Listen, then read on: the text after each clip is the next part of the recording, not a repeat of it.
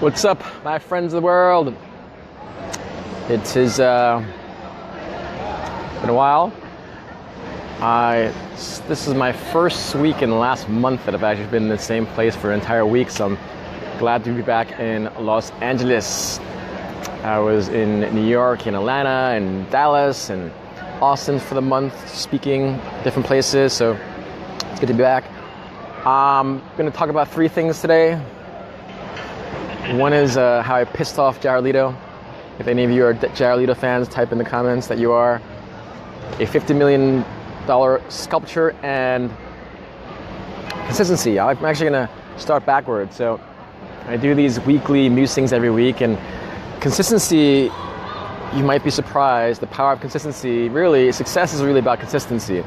You might think, I need to exercise for an hour a day, and I might need to always just constantly focus on the quantity of time you spend on something, but the reality is it's really the quality of time. I remember when I first wrote my first book 16 years ago, it was a college success guide, and I remember writing down every single day how much I wrote, and there are some days that I can write for hours and hours and hours, and some days that I can literally only write for like 5 minutes. So I encourage you that whatever you do in life, you want to be consistent. So this week, just being in the same place for an entire week, it was a consistency, and I started a weekly mastermind every Monday morning at 7:30 with a few of my colleagues, just to keep consistent with my habits and what I want to accomplish. And when you have that credibility, it really helps you move forward with your goals. I also implemented a 7 o'clock call. Another colleague of mine, Matt Cook, if you're watching, giving you a heads up. He's part of our gifted program. He's a phenomenal branding and marketing guy, social media specifically. And so it's about being accountable every day. And so again, whatever you're doing, whether it's like waking up in the morning and setting your bed, or exercising, in my case, I have 4 very specific, simple, consistent habits that I always want to do in the morning, which is a seemingly simple life. SEAM stands for sleep, E stands for exercise, E stands for eat, and the last one stands for meditation. So my consistent habits that I want to strive toward every single day is to sleep well, exercise, eat right, and meditate. These are, again, ideals. I don't always reach them, but in life you want to have these ideals so you have a sense of consistency, because if you're not really consistent with anything you do, you're not going to have consistent results.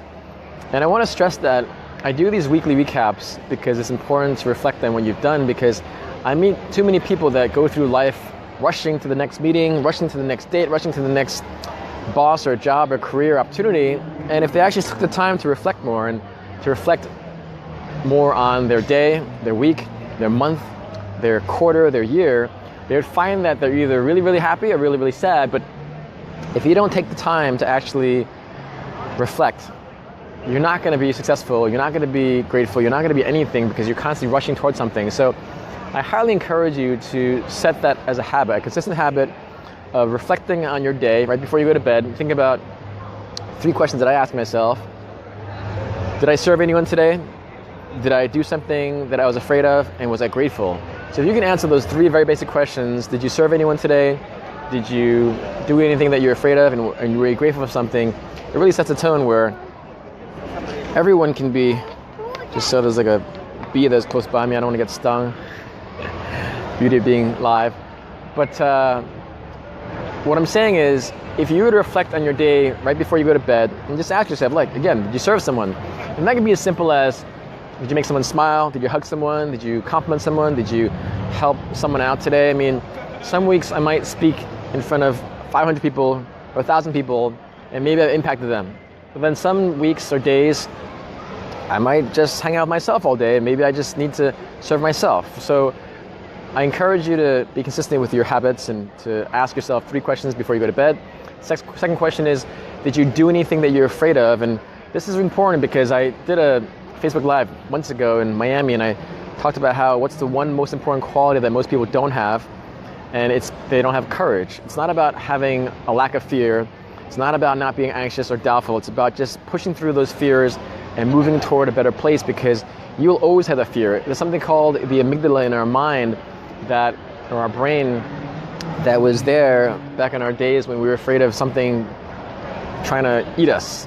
We were not the biggest and most mightiest of creatures. So we have these saber-toothed tigers and large-scale hyenas I read recently that might have posed a danger, but my point I'm getting at is do more things to be courageous. It could be as simple as walking down the street, you see someone walking towards you and just say hi. It could be as simple as going in an elevator and instead of being awkward, just say hi. It could be when you're on a plane next time or a bus, just say hi. Maybe that person will ignore you, maybe they won't, but the point is just be doing things that are more consistent with being courageous. And lastly, just be grateful. I have very little tolerance for people that whine, complain, are pessimistic and cynical because the world is as good as you want to make it. And so if you're at least grateful for things like, you know what, today is 70 degrees and it's a beautiful day in Beverly Hills, and you can say, oh, I don't live in Beverly Hills, or it's not a really nice day. It's like you can have whatever mindset you want, but it's up to you to be grateful for what you have instead of always striving for what you want. I want a lot of things. I want to change more people's lives. I want to write more books. I want to travel more, but I'm also grateful for what I have now. So you'll never fully be happy if you constantly strive for something that's not in your reach. So it's more important to just be grateful for what you have now and strive and work toward what you want. So consistency is really just about being focused on consistent habits, consistent goal setting. Let me give a shout out. Keith Herman, what's up, my friend? Hey, you either? So Keith is a great friend. He's also a gifter. And if you ever want to hire a speaker to be at your conference, as much as I speak, it's still about giving. Keith is a phenomenal business person. He's created over 58 companies or operated 58 companies in the last 30 years and raised close to $500 million. And so if you do want to find a business speaker that helps you build out strategies or to raise money, check out Keith. He's a great guy, high level of integrity, smart as heck. Jody, thanks so much for tuning in. Alex, thanks for tuning in. Zoe, what's up? Zoe is one of our gifters, as is Lauren. I really appreciate all our gifters, the people in my GPS program, the Gifted Professional Speaker Program, where I help them become global speakers and online consultants. You look in the background, they're actually setting up for the Milken Institute Global Conference. It's starting tomorrow. I'm very happy and excited to be attending again. It'll be my 4th year. These are those type of conferences where they're insanely inspiring because you have some of the most powerful and well-to-do world leaders that come and talk about how to change the world. Last year you had Kobe Bryant and Jessica Alba and Brian Grazer, the producer. You've had Elon Musk in past times. You had President Clinton and Jeff Skoll, just a ton of people. This year you'll have the closing ceremony with our W. Bush, Mr. George W. Bush, President George W. Bush, as well as VP Joe Biden. But so they're setting up for an event they have here tomorrow. So that's the first thing I was going to share with you today, consistency.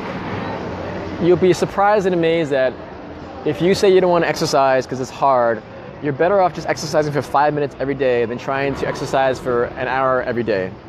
If you say you want to write a book, you're better off writing 1 page every day than trying to carve out a whole weekend or a whole week or a whole month to write the entire book. If you want to eat right, you're better off just being consistent and saying, you know what, I'm just going to eat breakfast every day for 7 days. And so if you start off with those basic habits, you'll be amazed at how much more successful you'll be in life. So keep that in mind. Mike Navarre, what's up? Big score for the Kai. Second thing I'm going to share is a $58 million sculpture. I was at a art gallery on Thursday, and Jeff Koons is a very famous artist. He actually has the record of having the most expensive sculpture for a living artist. His balloon dog, which some people hate, some people love, it sold for $58.4 million. And I just like art. It inspires me. It inspires the people that I meet there. Inspire me. Nicholas Bergwin, giving you a shout out, as well as Jocelyn.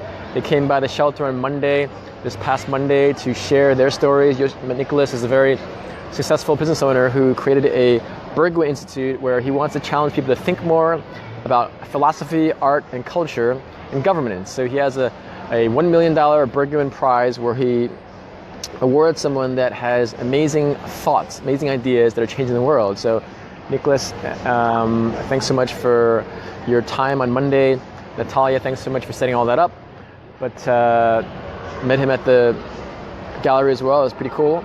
Last thing I'll share is pissing off Jared Leto. I don't really know Jared Leto well, and he's apparently a fairly famous actor and a fairly famous singer, and I met him at the gallery, and this is the thing about courage and doing things that you feel you're meant to do, which is serve. So as many of you know, I created a homeless youth program at the largest shelter in downtown LA where we teach Korean life skills. It's called Mondays at the Mission. Check out our website, Mondays at the Mission. And the whole goal is to inspire these students who are in the worst part of their life with different speakers. So many of our students love to be acting and singing. So whenever I meet any actor or singer, I don't even care if I know or like them, but if they can make an influence on our kids, then I'll literally walk up to them. And in Jared Lee's case, I don't really know what he does, although I admire him in his work with the Dallas Buyers Club. I walk up to him and say, hey, Jared, what's going on, man? You ever mentor students? He's like, yeah, he's quite involved with that. And as I often sometimes do, I talk fast, and he didn't hear what I was saying. And so I explained to him what we do there, where we teach Korean life skills for homeless teenagers. Homeless teenagers, 46% have been physically abused, 16% have been sexually abused. They have a high rate of anxiety, depression, suicide, HIV, pregnancy, and everything else that we don't want, and they have it. So as I do with many artists, successful people, Olympians, I don't care who you are. If you have a story, if you have an example that you can inspire our students, I will walk up to you anytime, anywhere. And this is actually where I met Elon Musk, at this hotel. Side note, back to Jared Leto. Seems like an interesting guy, very intense guy, I admire that. And I said, hey, can I send you an information about my program? And he's like, oh, you can give me your information. Do you have a card? I'm like, no, I don't have a card. And then he asked a few more questions, and I'm like, yeah, you're not going to come. And he didn't appreciate me dispelling him and saying like, yeah, you're not going to come. And I was a little bit testy because oftentimes when I meet celebrities, I don't mind if they say no. Because they get approached a lot, like literally a few hundred times a day. I get that because I get approached now more and more, and I get a little bit irritated some too, so I get that. But it's just more of his, whatever it might be. I still respect the guy, and I think he does amazing stuff as an actor and as a musician. But even that exercise of me, I didn't have to say, you're not going to come, because that's me being presumptuous. So I could have just said, okay, thanks, Jared. Here's the information. Please look it up. I'd love for you to come by and inspire students. And this is the power of networking, because right after I talk to him, he goes outside and starts talking to one of his friends that he knows. And that friend that he knows actually knows me, and she actually volunteered in my program. And he was saying, yeah, this place is kind of weird. You have all these interesting characters out there. And she's like, what do you mean? He's like, oh, I just met this guy that's being so forceful and aggressive and trying to get me to mentor homeless kids. And she's like, yeah, well, he should be aggressive and assertive, because those kids need him and need you. And so it's funny and ironic that as he was telling his friend about me and how I was a bit of an odd character, which I don't mind him saying because I can be a bit odd. I've been called worse. But ironically, she was giving him crap for not paying attention to what I was sharing with him, because we are working with homeless kids, and these kids need our help. And again, I don't care how famous he is and how well known he is, and I know that he is in a career or a talent that our students really admire, so I'll talk to him. I probably didn't do it the best way, but whatever. You know, we make mistakes all the time. So I want to just kind of summarize this whole lesson about consistency, the $58.4 million sculpture by Jeff Koons and Jared Leto. I have nothing against Jared Leto. I was the one that was being perhaps perceived aggressive, and it was presumptive in terms of him saying no, because whenever anyone usually says, give me your information, that usually means they're not interested, but that's me being presumptive, right? So you learn so much more about just being honest and being objective with what you're doing and who you're talking to. So in Jared's case, he taught me to be less presumptive. And I do know some of his friends, so I'll probably just reach out to his friends and I'll apologize for being a bit rude, because I don't mind admitting that, because I'm rude. But I know why I'm doing it in terms of my intentions. And again, if you have an intention of doing something, it doesn't matter what happens. So I don't care if it's Jared Leto, I don't care if it's Justin Bieber, I don't care if it's Shaquille O'Neal. I've asked so many people, and it doesn't faze me, and it shouldn't faze you when you get rejected, because at the core, if you believe in your purpose, or you believe in your product, or you believe in your message, it doesn't matter what the outcome is, because you can always have haters in life. Look at all the great leaders in life, whether you're looking at Obama, you love him or hate him. George W. Bush, love him or hate him.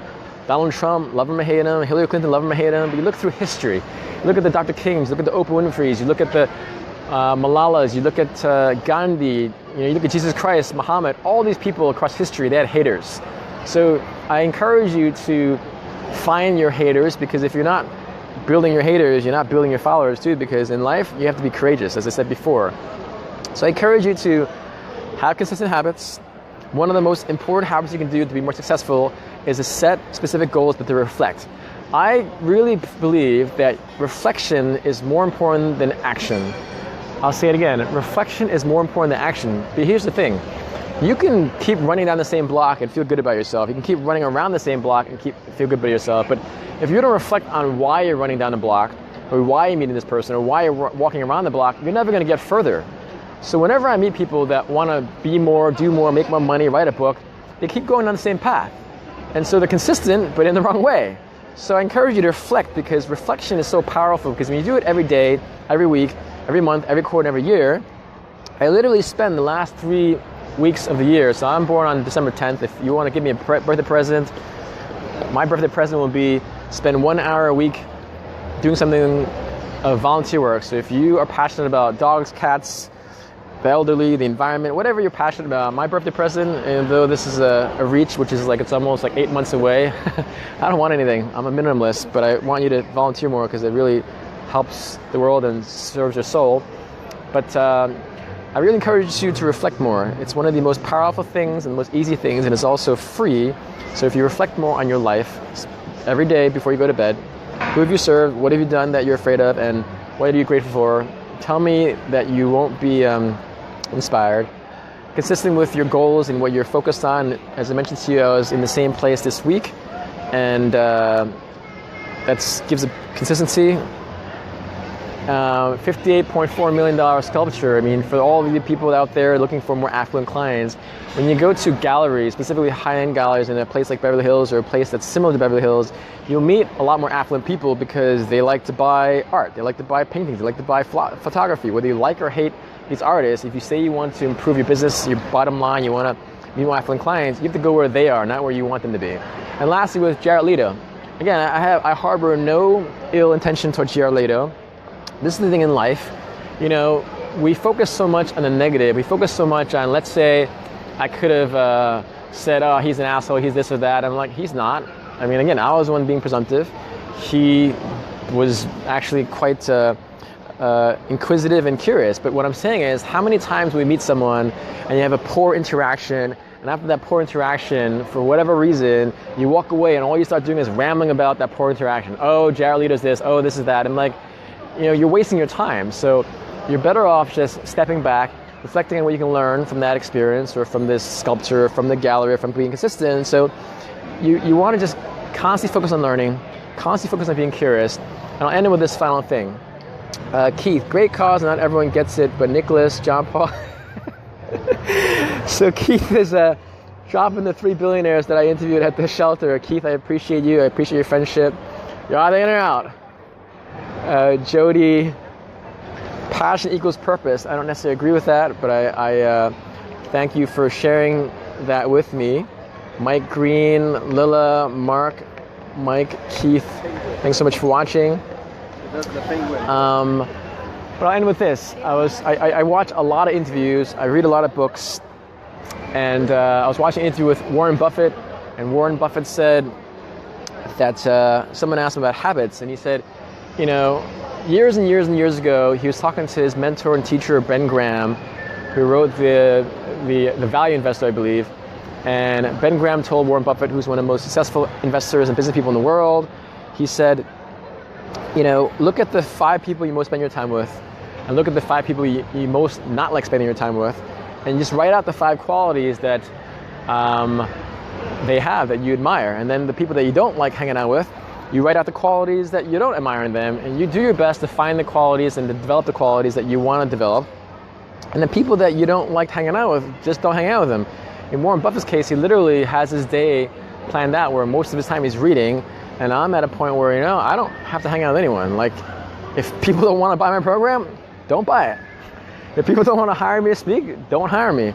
If you know, some of my friends or colleagues find me rude, that's their issue, not mine. I remember I was in Dallas actually last week, and one of my colleagues, you know, after I speak, I like to kind of just go back into my own world and talk to one specific person. He invited me to hang out. I'm like, no, thank you. I'll just stay here. And again, that could have been perceived as weird, but what I'm getting at is be consistent with who you want to hang out with, and be consistent and firm with what you want and what you don't want. And don't worry so much about what people think of you, because people probably are not thinking of you. That's just our own self-centeredness of all, right? So I encourage you to always be consistent by learning. Warren Buffett, again, that interview is just saying about how if you just keep surrounding yourself with people that you want to be like, which is what I do all the time, and then ironically, when I was trying to write about the people that I don't like, there actually aren't many, because I've literally cut out people out of my life that I don't like hanging out with, I don't like associating with. And you know, it's more realistic when you're self-employed. But if you're not self-employed and you're at a job that you might not like, well, I question and challenge you to find better friends outside your work. I question and challenge you to find better men and women to date or to marry. And so no one ever said you're married to your friends, so you can divorce your friends, you can divorce your wife or husband, but all I'm getting at is be consistent. So just follow up. Jarrett Lute is a cool, talented dude. Jarrett, you're still welcome down to the shelter. $58.4 million sculpture. For those of you in business development that want to get more affluent clients, go to more places that have galleries, art galleries, polo lounges, whatever, where they like going to. And lastly, be consistent. If you want to be successful, keeping a consistent habit of anything is one of the simplest, easiest, and most powerful things to do. And Matt Cook, thanks so much for helping me be consistent. I appreciate you. Gene, thanks so much. So Keith and Matt, I actually wrote about them on my lists, and you know, they're very loyal, intelligent, and the consistent thing for my people I hang out with is they're fun. I mean, we live in a world like, I don't know why people don't laugh more and they don't smile more. I know why. I mean, it's sad. There's a sad world right out here, right? But even when I was watching a documentary yesterday, it's called Liberated. It's the new sexual revolution. One of my friends named S.J. Murray, check out her film. It's called Liberated, but it's called the new sexual revolution. And they pretty much document and talk about the hookup generation, the hookup like spring breaks, and how a lot of women are marginalized. And one of our fellow friends there, Nathaniel, if you're watching, Nathaniel does some phenomenal work with sex trafficking. He helps NGOs and nonprofits about that very, very, very unfortunate area of life. And if you were to meet Nate, you would never think that he works in that field, because he's like really cheerful, optimistic, and has a bright smile on his face. And even with me, like I work with homeless kids, right? I mentor homeless kids. I actually publish a book for them, and I've worked with thousands of average teens. And you know, so there's all these hardships in life, but you choose how you're gonna project your being and your viewpoint. And as much as I find it quite sad when I meet some of my homeless students, this is still there. My smile is still there, because if you can't smile at hardship, you're not going to be able to smile when you have the fun time. So I just encourage all of you to be consistent, and I'll just leave with the fact that the most important thing to be consistent with is reflection. Not enough of us do it, especially in our culture of constant gratification, constant distractions, constant social media. But if you just spend more of your time consistently reflecting on how your day went, what did you do well, what did you not do so well, how did you serve someone, why were you grateful for something, and did you do one thing you're afraid of, your life will change. I really believe that. So thank you all for watching. Have a great day, a great week. David is an awesome speaker as well. See you all soon. Bye.